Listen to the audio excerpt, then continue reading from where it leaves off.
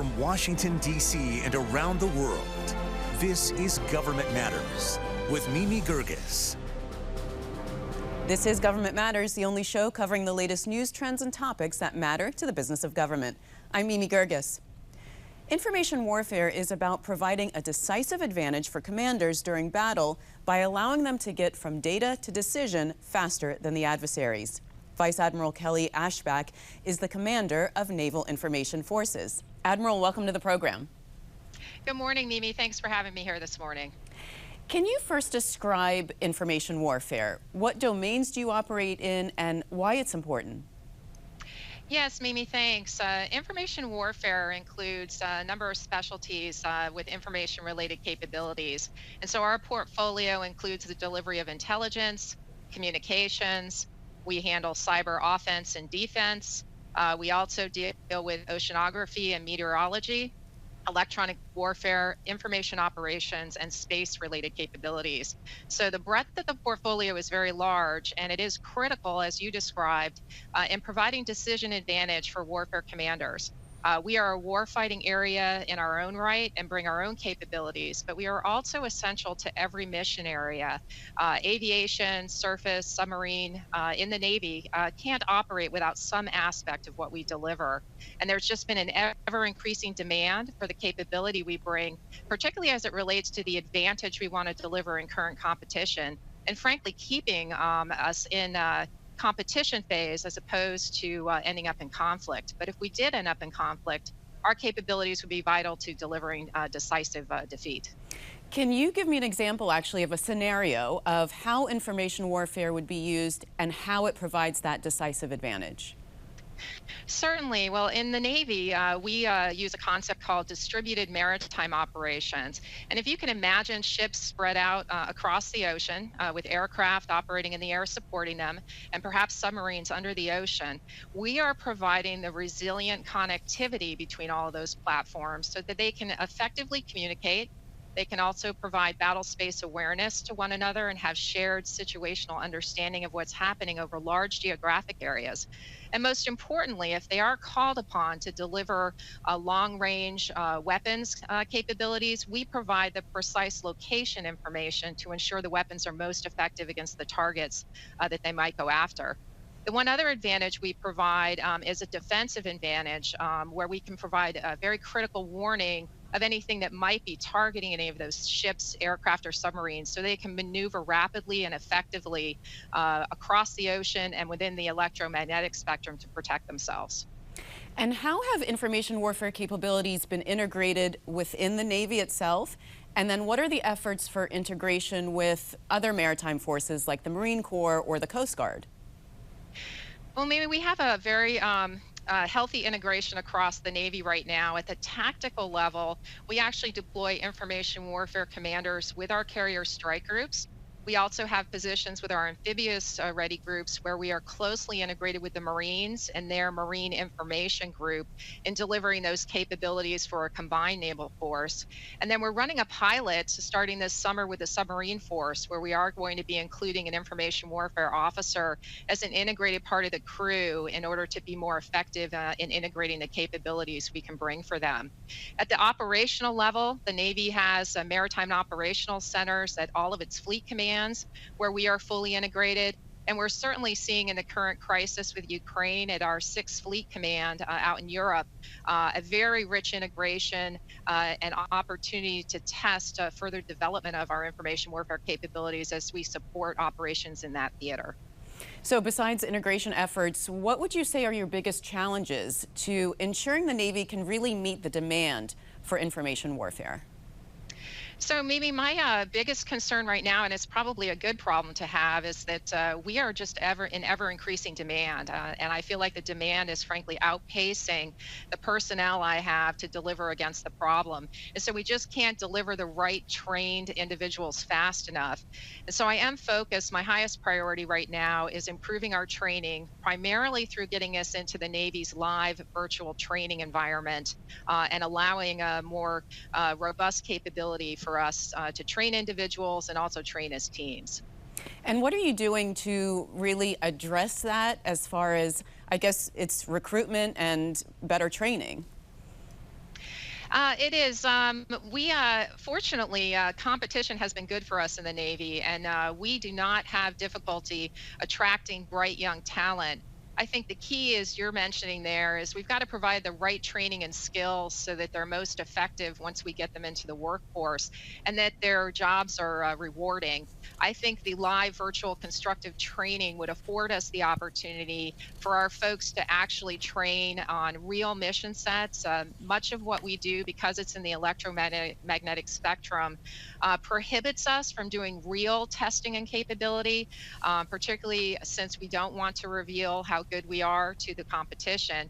And having this discrete virtual environment would allow us to train discreetly and also allow us to gather data and metrics so we could be most effective in assessing how well our folks are doing, frankly, with very complex capabilities that we continue to develop and integrate as we go forward. And how far along have you gotten on that initiative? And where are you in the ability to train that way? So on Live Virtual Constructive, we are in the first year of piloting our capability. We have 8 events scheduled this year, and we just did the 3rd pilot last month. So we are making good progress in connecting our capabilities to the existing virtual environment. And then we also are looking to upgrade the integration of very highly classified information. And we were also successful last month in demonstrating how we're going to do that going forward. There still remains work to be done, but we're well supported by the Navy overall since we are vital to training across all the mission sets and are hopeful that we'll prove out the concept by the end of this year. All right, we'll take a quick pause here and then we'll come back. Welcome back. We're talking with Vice Admiral Kelly Aeschbach, the commander of Naval Information Forces. Admiral, you had talked about enabling offensive and defensive cyber warfare. What's your role in enabling that capability? Well, Mimi, in Navy parlance or Department of Defense terms, I'm actually the force generator for cyber mission forces for the Navy. And so I'm responsible for ensuring that we're delivering folks who are properly trained and have the right equipment. And we have 2 primary ways in which we're providing cyber support. One is that we field, as part of the Joint Force up at Cyber Command, Navy forces and Navy teams that support the overall national effort to defend and also conduct offensive operations for cyber. And then within the Navy, we also field the individuals who are doing the first line defense for Navy networks and Navy capabilities. So we talked earlier about integration within the Navy and then with other maritime forces. Talk to us about joint integration. So we have really been pursuing under the Tri-Service Maritime Strategy closer integration with both our Marine and our Coast Guard counterparts. And I actually have a warfighting development center that supports the development of tactics and training for the Navy. And we, over the last 2 years, have invited the Marine Corps and the Coast Guard to participate in that. And they're full partners now in the development we're doing on creating warfighting tactics instructors, where we actually develop subject matter experts across the various fields of information warfare. And then we're also partnering with them in how we share execution across the mission areas in order to be most effective with all of the resources we have across those 3 areas. And I would say more broadly, we also are actively engaged with the Joint Force, where we are talking to the Air Force and the Army about what we have done with information warfare, what they're doing, and how we learn from each other.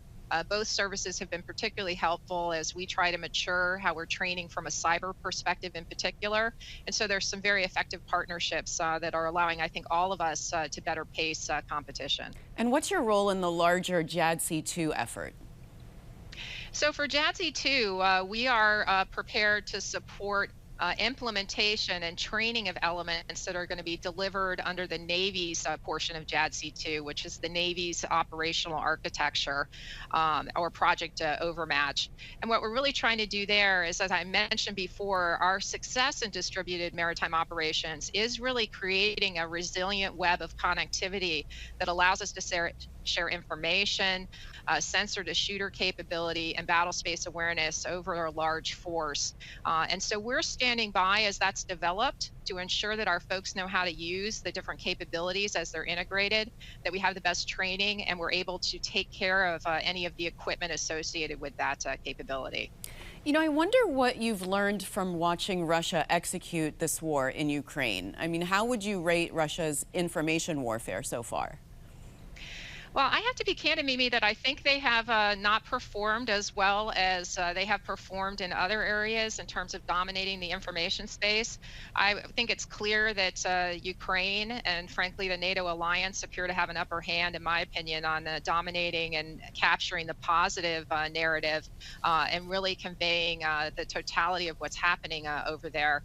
But I would say the whole effort illustrates how vital information-related capabilities are and how they often are part of the leading edge and can be influential, frankly, in preventing a conflict from growing beyond a certain scope, in shaping and galvanizing an alliance and partnerships to come together in support of Ukraine.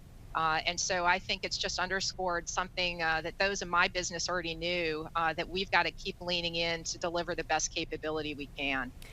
You know, Russians are, of course, known for misinformation campaigns.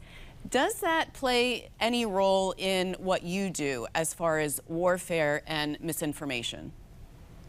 So we do have responsibility for information operations, where we certainly are trying to have a deep understanding of where our competition or, frankly, our enemies may be using or misusing information.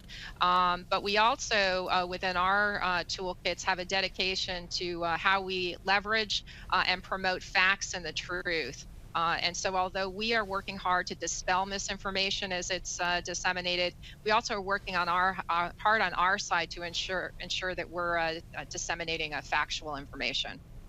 Is there anything you're seeing in this current crisis in Ukraine that would indicate a need to adjust any naval doctrine on information warfare? I don't know if I've taken any lessons from that standpoint yet, Mimi. I do think that for me, it just underscores that we need to accelerate everything that we're doing in terms of our training, the maturation of what we're trying to accomplish with the live virtual constructive piece, and that we really can't take our foot off the gas pedal in terms of trying to promote the broadest understanding and the deepest expertise across the largest number of people in information warfare.